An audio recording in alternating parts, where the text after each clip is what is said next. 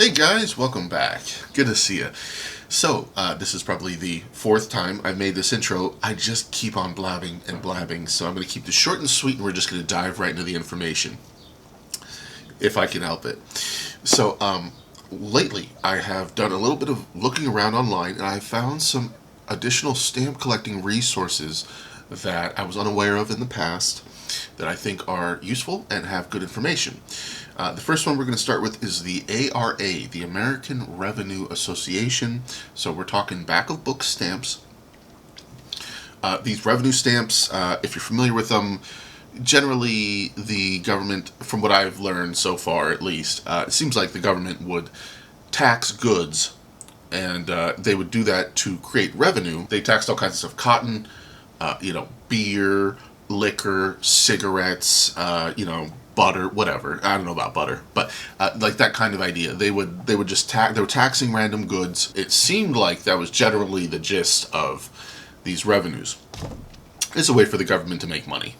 Okay, and so anyway, we're gonna look at the ARA website first. As I dilly-dally through their website, I found awesome links to resources from them. And so I want to share some of those. We're going to read through some of them. And then I think we're going to finish off with, there's a website that is called Philosearch. I hadn't come across Philosearch before, so news to me. And hopefully, somebody out there will find some of this information we're about to go through useful or interesting. And yes, it is going to be geared mostly towards revenues, this video. So without further ado, let's jump into it. Okay, so here we are at the American Revenue Association homepage. Apparently the website is revenuer.org. Just like all these different associations, they just have lists, information telling what they are, what they do. You can be a member. They have auctions, magazines, activities, right? Sales circuits, meetings, awards, all that stuff. So, cool. If you're interested in being a member or, any of that, here you go. Now, I'm specifically going to focus on this research section here where they have articles, technical articles, books, but they have philatelic links. This is where I ended up. They have listed here societies, they have dealers. Then they have this section here with personal sites. So these sites seem like individuals just for fun or whatever purposes made their own little websites here, and you can check them out. One that I specifically did like was this TaxPades. Okay, this TaxPades. Actually, I read through this whole thing. I'm not going to here. I actually intended to, but I won't. I think that if you guys are interested, you can simply go ahead and read this. This was very informative. I learned a lot from this one simple website here. And the nice thing about this website is he does have hyperlinks to give examples of what he's describing. So you can click on any of these hyperlinks and supersize them or enlarge them or whatever, and you can take a look at what he's discussing. Like here is a 16-cent tax paid stamp for 4 ounces of I think it was tobacco. Let me zoom back out here one more. So And you can click on all these hyperlinks, see the different stamps that he's talking about. Like here, I think is imported cigars, that kind of stuff. Super cool. So really nice little website, and the hyperlinks are a nice touch. Here he talks about what TaxPades are. I will read this just so that we have an idea. TaxPades is the catch-all title for United States federal revenues that, for the most part, are denominated in units, like 1 pint or 10 cigarettes, rather than money. And he says they're not listed in Scott's specialized catalog, but Scott appears to be adding some of the categories each year. Apparently there was a gentleman named Sherwood Springer who made catalogs that list many of these. So if, like, I personally am unfamiliar with any revenue catalogs, so good information for me. I should probably go look up Sherwood Springer's catalogs if I were interested in cataloging these revenues. Anyways.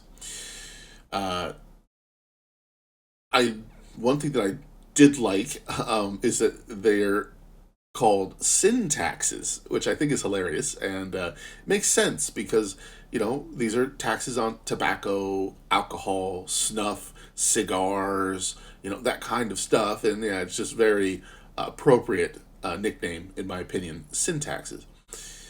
So he goes on to talk about how there were various series of stamps produced in the late 1800s, and for all kinds of different uses, chewing tobacco, that kind of stuff. Um, oh yeah, this actually was a little tidbit I found interesting. He said chewing tobacco was often packaged in tinfoil or lead coated in tinfoil. Man, times have changed. Talk about something you would not get away with today. You cannot sell anything in some tinfoil coated lead that I know of. That's pretty funny. I mean, that stuff's toxic. So, anyways, interesting. Now, this is uh, a really good website just to kind of get an idea about the history of these tax pays. There were tax stamps for imported wines and malt liquors. These stamps here, series from 1935, were intended to be used in paying the tax for importing Heineken beer. Stamp for imported wine, malt liquors, Heineken beer stamped on there. Just cool stuff. So I find all of this quite interesting. And look, there's a mixed flour stamp. A stamp for mixed flour? Get out of here. All this stuff I find intriguing. It's very interesting to me.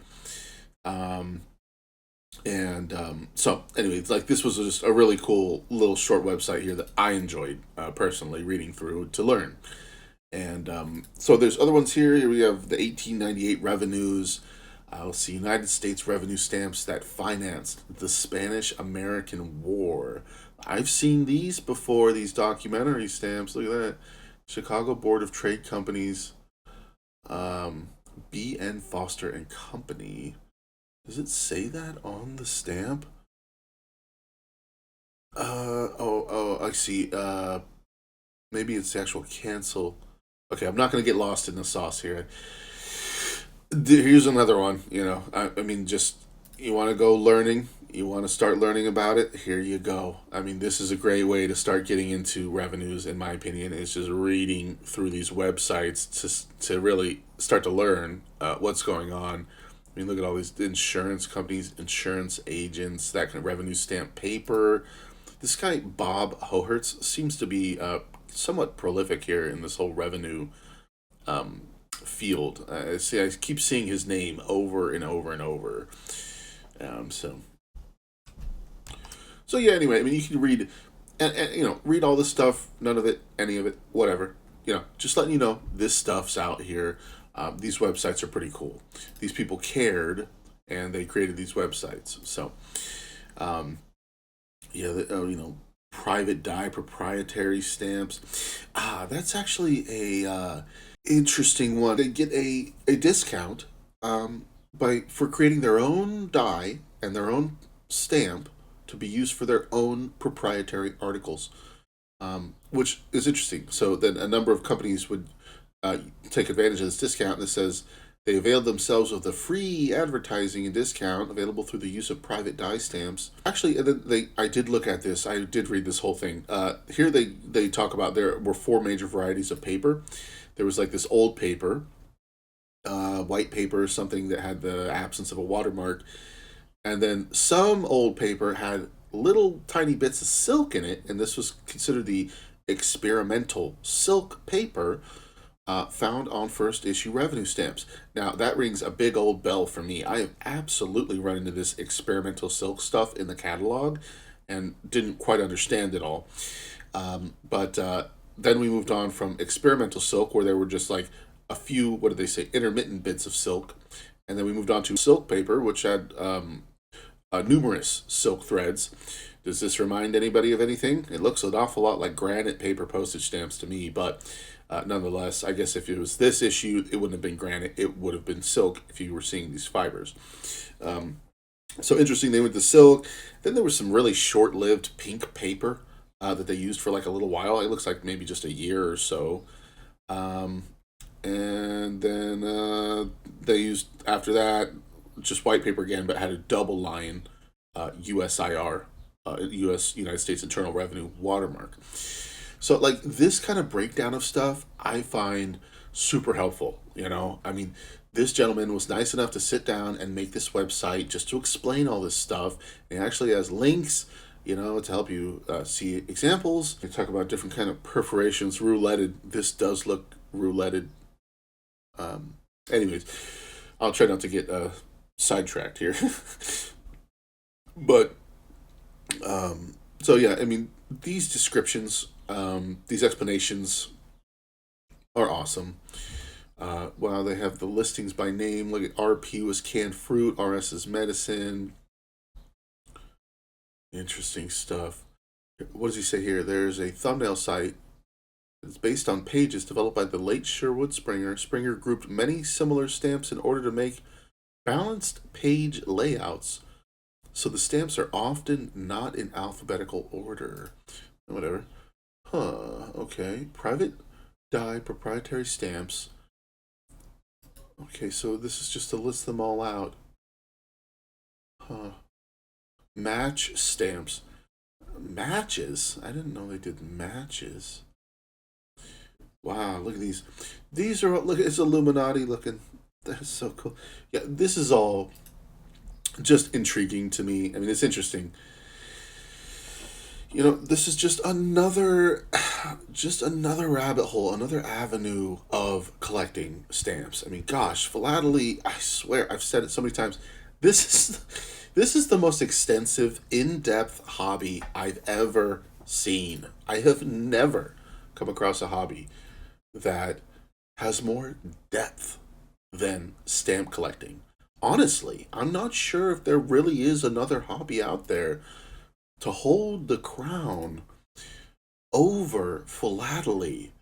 As far as the depth and the breadth of topics and information covered in history, I mean, it's absurd. Look at these. These are beautiful. I mean, I would personally, what are these, medicine stamps? Huh. Yeah, I mean, I would be so happy to have an album of stuff like this. I mean, look at these. These are fantastic. Man, it's just a step back in time. It's unique, it's history, and they're all beautiful. I mean, these are beautiful. Like take a step away from your like I don't know, I don't want to say mundane or boring, but like your standard, forever stamp kind of mindset. I mean, these are unique. This is different. And ooh, this one has horses here. That's cool. That's a beautiful. I mean, look at this stuff. Dali's galvanic horse salve. So they have some kind of salve for horses. What is this stuff? I mean, this is the kind of stuff. Oh, wow, you can click on them. Oh, no way. Wow. Okay, I did not realize this. So you can click on any of the individual stamps and it will give you an explanation. Wow, that's even better than I thought it was. Holy moly. I didn't think that you'd be able to do that. Proprietary medicines introduced by Dr. C.W. Roback of Cincinnati in 1855, designating them as Scandinavian, interesting spelling, in 1857. Well, a year later, its design was changed to Scandinavian, the way I know how to spell it, and applied to blood pills and blood purifier. By 1866, Scandinavian stomach bitters had made an appearance, and all were distributed through a wholesale druggist. I mean, like, I never even heard the word druggist. I mean, this is where I find this stuff fascinating, and I had to share it with you guys because I literally learn, like, constantly. Like, I mean, what the heck? Like, in the last minute, I've learned that there were horse salves that we. I've learned that there was a word druggist.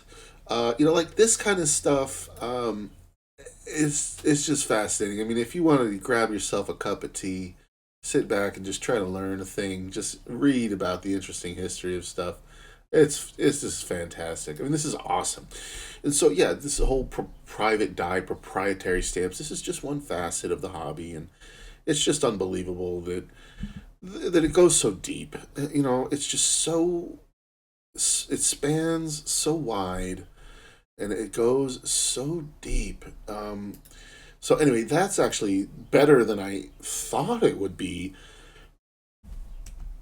I'm feeling really glad that I'm sharing this because it's like it's just better than I ever thought it would be.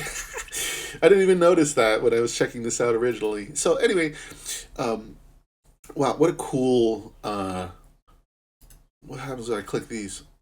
Oh man, it gives me match companies. Oh my gosh, that's a lot of match companies. So let's try Kirby and Sons, and it takes you to. I mean, this is great. So yeah, if you had any interest in any of these kind of things, I mean, this would really help you. I think narrow down if you were like, hey, I'm only into matches, you know, uh, revenue match stamps. Then I mean, this would really help you. I think narrow down. I mean, here's a whole list of everybody that made match stamps, match companies. That's crazy. I mean, where else are you going to find this information so readily available? And so all of these, I'm assuming, will be the same. Yeah, but yeah, I ended up on this just general information page and was happy with that. But okay, so see, this is just one example, and that was this right here: private die proprietary stamps, match and medicines tax stamps by Bobo Hohertz. It does say it includes tax information, company listings, images. Yeah, I mean, this stuff's great. So, what is this? Dan Harding's website? And he said it was includes an online version of the 1915 Forbin Revenue Catalog. Welcome to the wonderful world of collecting revenue stamps. So, this guy's been collecting since he was 10. I did actually read this, at least most of this. This all looks very familiar to me. This is another one where he offers examples. So here's a revenue bisect. Man, I think he was saying that he got into bisects for a little while. Yeah, see, he started focusing on. No. Oh, yeah, right. He developed an interest in revenue bisects. Yep, I knew I read that. So, yeah, I mean, this is awesome stuff. I mean, honestly, this is all pretty fascinating to me. Look at that. That's awesome.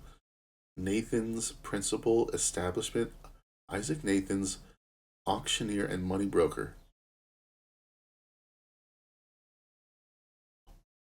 Wow.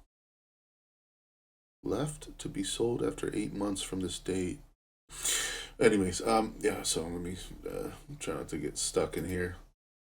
Oh, wow, it's even got a menu, a want list, so I can create a want list. Oh, this is his? Here's his list of revenues he's looking for. Okay, so that's his. So this is all his stuff. Illegal usages, U.S. postage stamps is revenue. It's a subsection of collecting revenue documents. Is the illegal use of U.S. postage stamps. Unlike other countries where the cross usage of stamps was permitted, in the U.S. it was illegal to use postage stamps for revenue purposes, and vice versa. Huh. So you had to have your specific stamp. Okay, I'm going to get out of here because I will just get lost in this, but I find this all fascinating. I mean, this is all really cool stuff. And so this is all just in these links from the ARA here. So I just had to share. Now, next, let's move on to Philosearch, okay? So, okay, Philosearch, I actually had misinterpreted what this website was originally. I thought that this was a online catalog, but it's not. I thought it was the same thing as Stamp World, but it's not. Let's see here. If you go to facts about Philosearch, it tells you Philosearch offers dealers and well-known auction houses a unique platform to sell stamps, postcards, and other philatelic items throughout the internet or through the internet. It says that their search engine is able to find your wanted items using many different search criteria.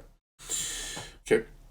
And so Filasearch, so basically this is just a gigantic online auction house, is kind of how I look at it. Let's see here. Okay, this is what I had found um, originally, and I thought that I thought this was actually a catalog. So I thought it was superior to Stamp World because they simply have more categories and subcategories listed out. And take my word for it, I went to Stamp World and was messing around with the categories, thinking that um, uh, that this would be just superior to Stamp World because there's just more categories. But it just turns out it's not a catalog. This is all stuff for sale. But so still, if you're a topical collector, if you only collect specific things, expeditions, Arctic expeditions, everything's broken down for you. It's really beautiful, and then all of these are available to buy. If you don't know, a lot of you probably already know, you can right click on a page if it's in a different language and translate it to English or whatever language you want it to be. Okay, so even though this is all German, I just switched it to English so now I can actually interpret everything, understand what they're talking about. That's cool. I like that. So yeah, now let me just say this: browse. Okay, so you can browse by topic. That's where we were, right? They have all these categories. Now, if you go to advanced search, you can really break it down into like just very specifically what you're after. So, like if I said I wanted United States, um, let's see what the subsections are. Let's say I wanted revenues. Let me go to revenue. Do they have that? Revenues. Oh, so it took me back up. Revenue stamps. Thematic. So let's say I don't know if this would actually work. I don't want to get too much. Let's see revenue. Okay, and let's say not only do I want United States revenue stamps, I want them to be related to animals. Okay, let's try that. Let's just see what happens. Nothing. Okay, that was too specific. Okay, let's get rid of the animals. Let's just leave that blank. Let's just go with the U.S. revenue. See what we get. Okay, wow. All lots. So there's 144 lots. We've got 81 auctions, 2 fixed price. After auction sales, so perhaps they didn't sell and they're now on sale. These are cool.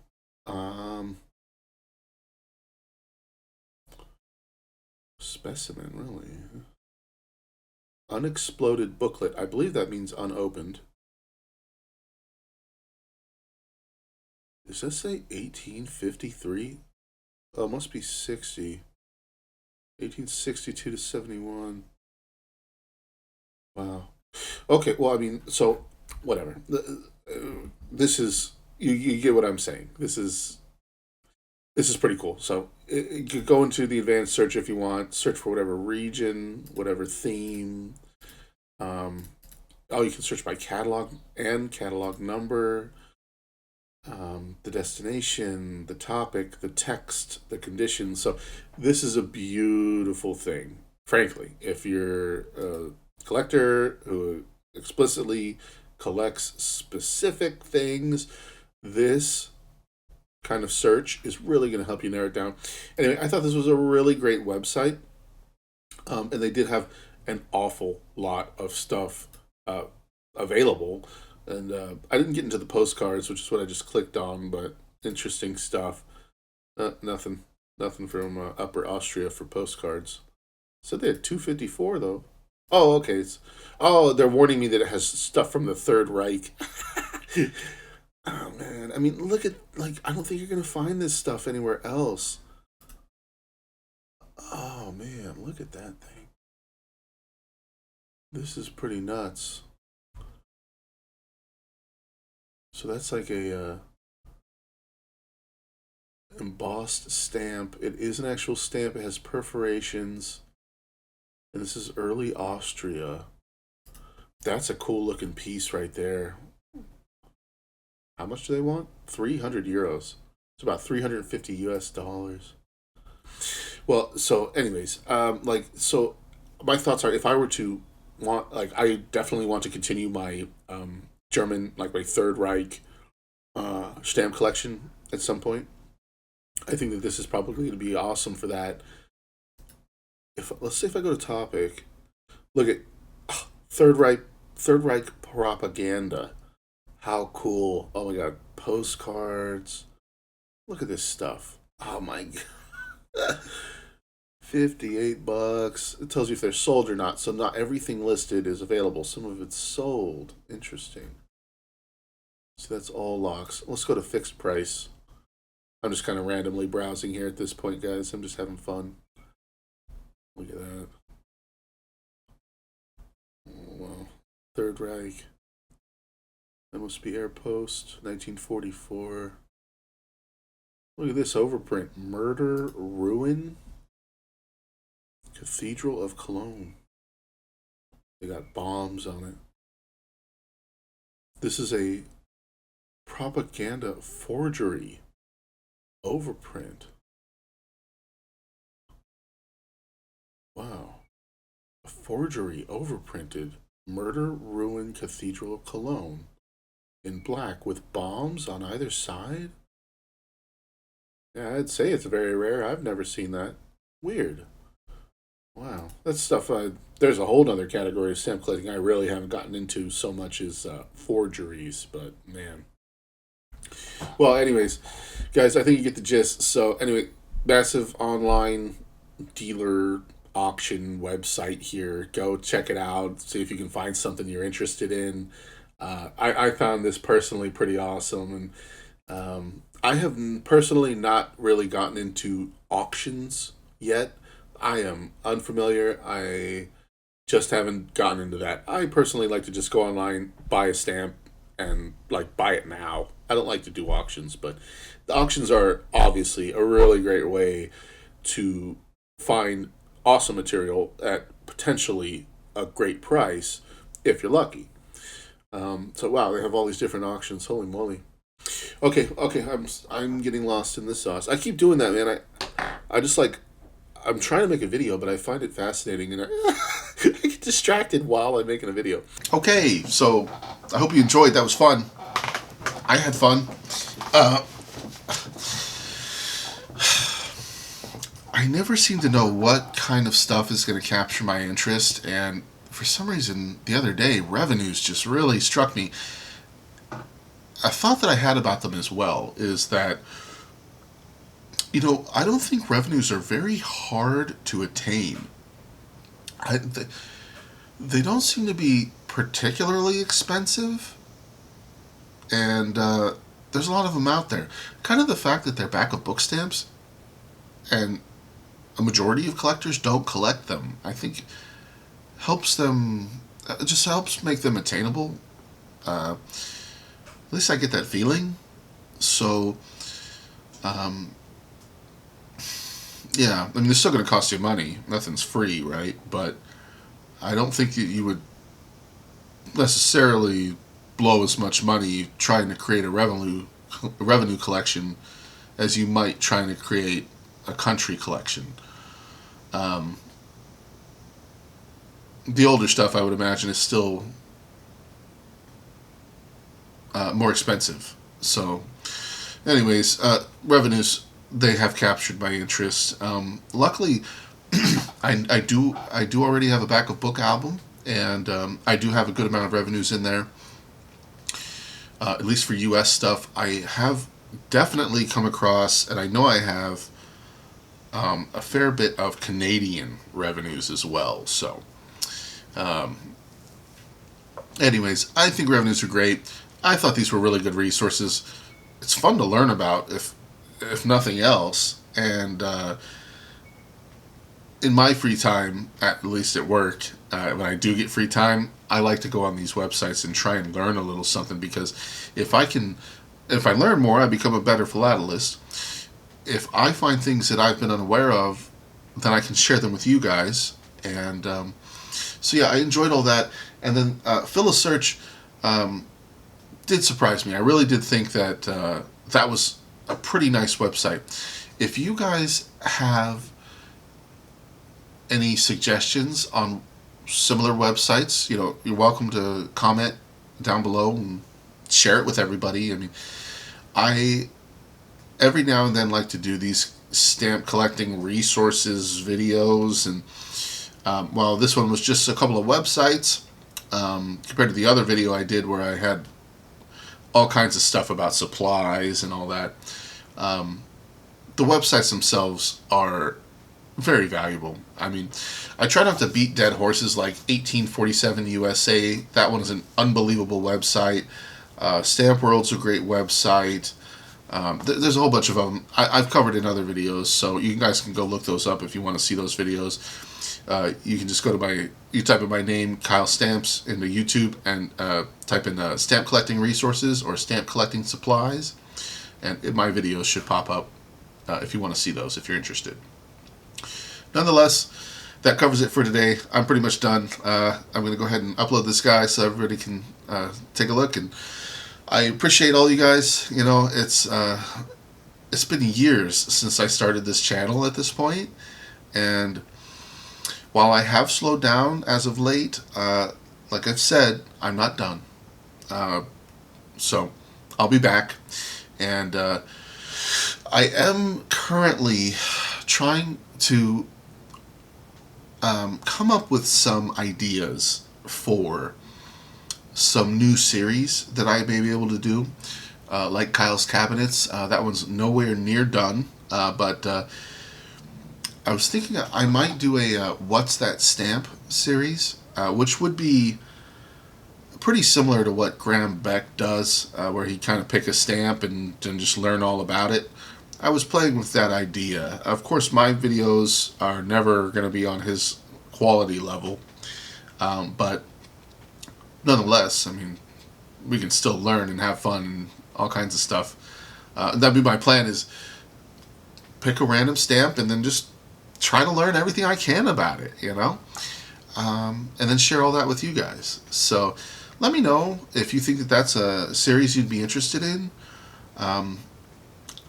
I have a few other ideas as well, but that's the one that, while simplistic, kind of stands out as maybe one of the better ideas that I've had.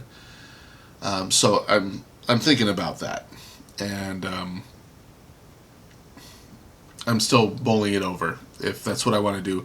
I don't want to be a copycat, and I'll never do it better than Graham. But I think it is a good idea. So that's where I'm at currently, is playing with that idea. Anyways, that does it, guys. Hopefully some of you found this information somewhat useful or interesting. And I also actually have the idea of creating a new playlist or a new series as well about stamp collecting resources, about these online resources.